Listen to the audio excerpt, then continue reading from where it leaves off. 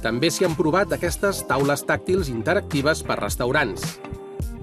La interacció que ens permet és la de seleccionar el que és el menú del restaurant, poder accedir a les begudes, plats, i a partir d'aquí fer la comanda directament des de la pròpia taula. La idea és que, a banda de tenir tota la dinàmica pròpia de restaurant fins al moment de pagament, en realitat en tots els intermitjos tens el concepte lúdic, o sigui que tenim aplicacions multimèdia, connexió a internet, xat inclús entre taules, podríem enviar-nos missatgets, i sempre amb una idea de que és una superfície per compartir.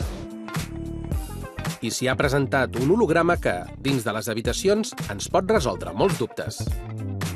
Hola, Lola, sabries dir-me a quina hora es serveix l'esmorzar?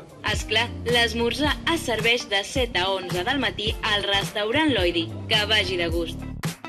Tecnologia per hotels pràctica i, per què no, divertida.